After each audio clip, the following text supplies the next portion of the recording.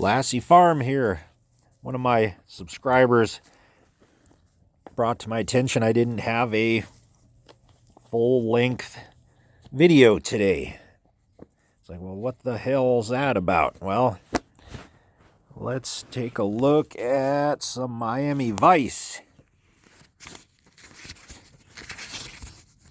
I think it's about drugs and cops, I guess. Miami Vice. Copyright 1985. Back when the world was still fun, really, if you think about it.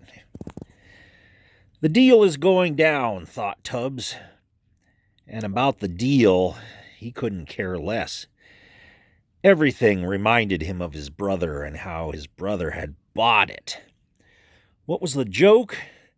Try not to think about a pink elephant. He tried hard not to think of how Raphael had died. He tried to imagine Raphael was not dead. It was stupid. It never worked. Raphael had told him the one about the pink elephant when Tubbs was 15. It was one of those jokey things that somehow stuck with you all your life. He'd never forget it. And pretending would not erase the fact that Raphael was gone. The wind outside was ice cube hell, and there was a foot of black slush crowded up against the curbs. The street was wet, oily, and black. The deep, deep stress furrows in the tarmac formed a particular relief pattern that stretched away from Tubbs to merge at some infinity point beyond the reach of his vision. Tubbs hated Queens.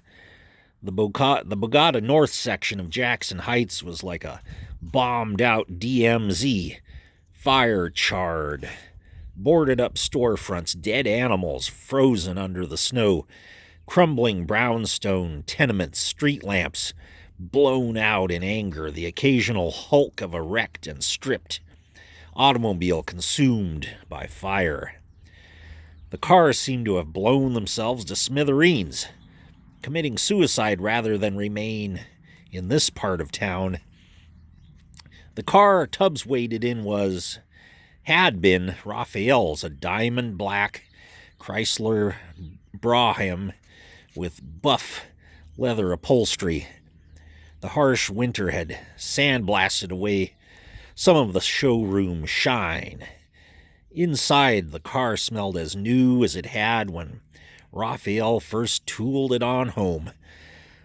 Tubbs had killed the running lights and dashboard telltales. He sat alone in the darkness, a silhouette on the dead and ominous street. He glanced down at his digital Seiko. God, was it really 3 o'clock in the morning? He huffed out a sigh and rubbed the blur from his eyes. 2 buildings down, a pair of ragged Puerto Rico hopheads tried vainly to warm their grimy and threadbare mitts over a smelly trash can fire. San Juan clam bake, thought Tubbs, watching the firelight dance in the beads of water that speckled the windshield and hood of the Chrysler. He pulled his gloved hands from his armpits and groped round for the thermos jug of coffee. He brewed up some amaretto grind. Its rich, pungent smell eddied around inside the Chrysler's cabin. There was a slug of Kahlua floating around in the bottom of the jug. Tubbs agitated it and poured out half a cup. It was lukewarm now.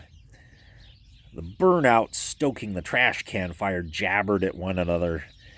Fast jive, contoured by crystal meth or maybe just a snort or two of carburetor cleaner.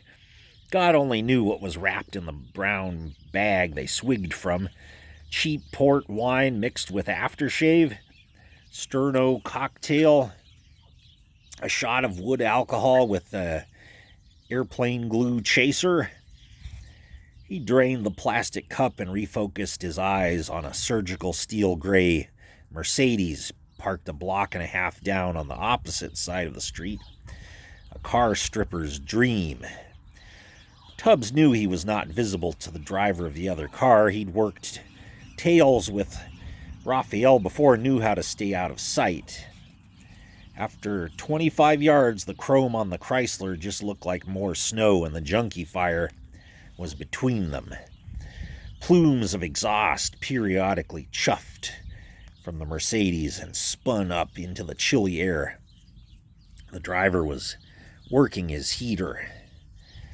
Tubbs thumped his feet against the firewall carpeting. His buns were starting to buzz with numbness. He fancied he heard music.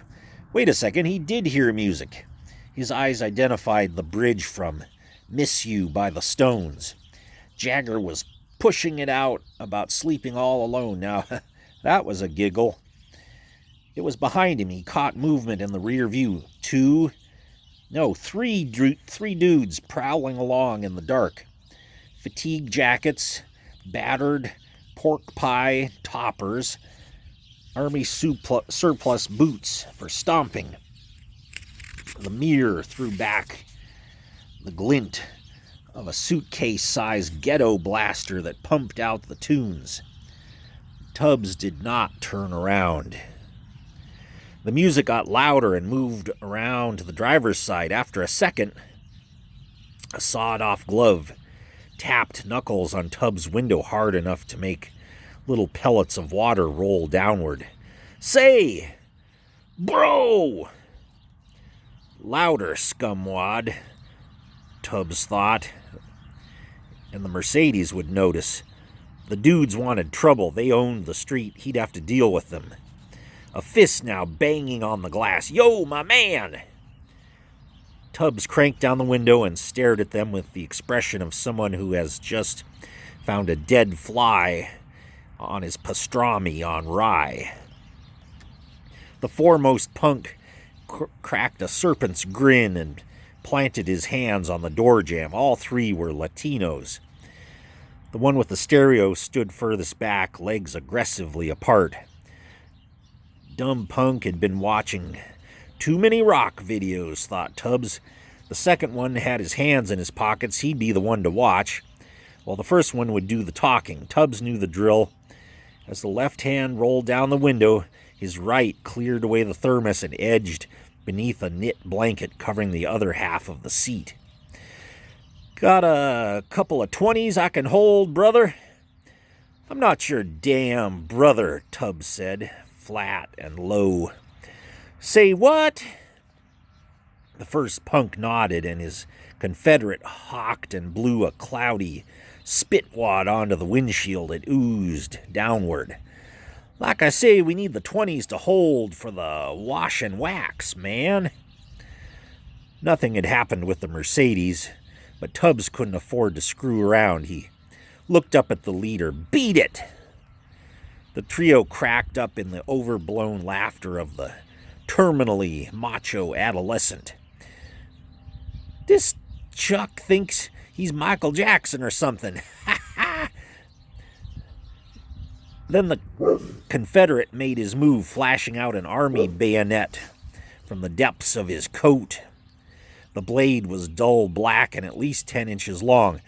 Tubbs saw it coming and tilted up the chopped-off barrels of the 12-gauge shotgun that he had slid across his lap. When he pulled back both hammers, they made a sound like breaking teeth. And the complexion of the dude with the knife suddenly went a very cheesy color, despite the cold. The twin bores were 6 inches away from Motormouth's solar plexus. "Can it wait, bro?" said Tubbs. "I'm kind of busy right now." The dude had both hands up and open to show he wasn't packing. The knife vanished. Everybody backed away with a frozen, corpse-like grin. "Oh, absolutely." The Stones' tape ran out with a squawk. "Nice rapping with you, my man." They were gone, blending back into the night making careful tracks back the way they'd come. Not too quickly, there were egos to be preserved. And we'll leave it there for now.